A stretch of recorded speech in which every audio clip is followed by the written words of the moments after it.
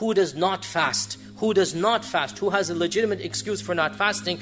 There are 4 categories of those who are excused from the fasting. The first and the most common one is the woman in her monthly cycle, or after she delivers and she is bleeding in that portion, the nifas months. So the woman in her hayd, in her menses, and the woman in her nifas, such a lady obviously does not fast, and she makes it up later on. Now, my dear sisters in Islam, do not play around with the sharia of Allah. Many sisters are lazy. When their menses finish, they think they can delay the fast simply by not performing the ghusl, by delaying the full ritual ablution. Allah Azza wa Jal knows when your menses finish, and you know as well. And when your menses finish, the very next day you must begin your fast. In fact, if your menses finish even 5 minutes before the Fajr Adhan, the time of Imsak, and you know the sign which is the whitish discharge, if your menses finish 5 minutes before the Adhan of Fajr, then legally, even if you do not take the ghusl, you must fast that day. So keep this point in mind and monitor the end of the month. You all know your cycles, you all know your routines. Towards the end of the month, monitor and realize that if it finishes, wake up the day that you think it's going to finish. Wake up before Fajr to make sure that in fact it has finished or not finished. Because if it has finished,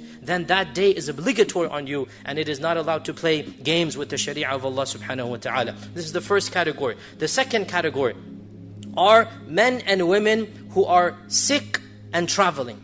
And this category, it is permissible for you to fast. It is permissible for you to leave the fast. It's up to you. But the better thing to do is that if fasting is a hardship, then you should not fast.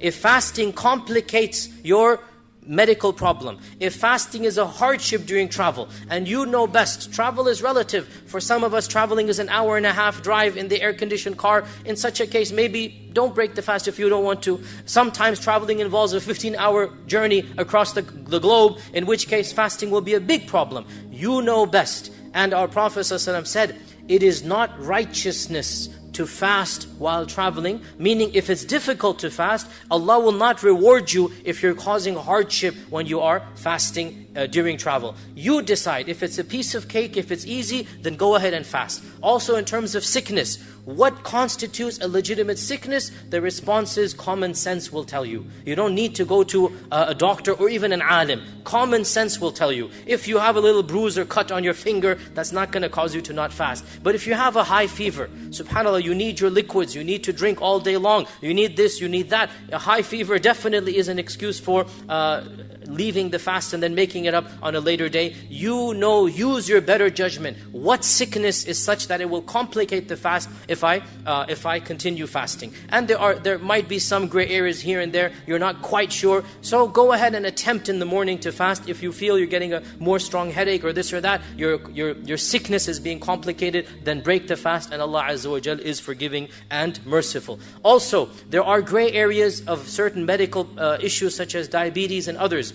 I cannot give you a blanket fatwa. Go to a Muslim doctor. And why do I say Muslim doctor? Because a Muslim will understand the obligation of fasting. Not that we don't trust a non-Muslim doctor, but a non-Muslim does not understand how important fasting is. A Muslim doctor will understand how important fasting is. So if you're diabetic, or if you have a chronic illness in this regard, go to a Muslim reputable doctor so that the Muslim doctor can weigh between, in your case, if you have a heavy meal with these and these ingredients, and then you break your fast at the appropriate time, inshallah it's okay. So the Muslim doctor can tell you this. Because the Muslim doctor has experience of fasting, and he knows the obligation of fasting. So if there are areas such as diabetes, such as other things of this nature, then go seek counsel with a health professional who understands the obligations of fasting. This is the second category, sickness and traveler. The third category of those who don't have to fast are those who are permanently sick, or those who are too elderly and weak to fast. Permanently sick, severe case of diabetes. Severe case of diabetes. He cannot remain without food for 5 hours, let's say. Khalas. So Allah's sharia has not come to kill people or to make life difficult. For such a person, somebody who is very old, 70, 80 years old, he doesn't have it in him to fast.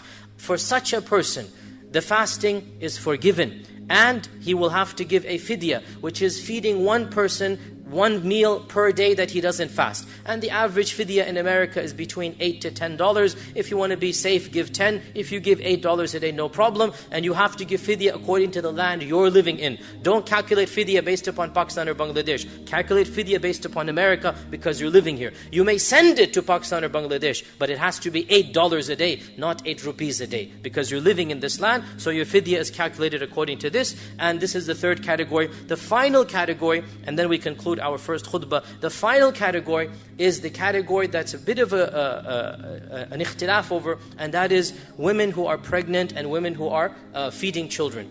This category is where many women show laxity. The fact of the matter is, an average, healthy young lady who is pregnant or who is feeding should not really have an excuse to break the fast.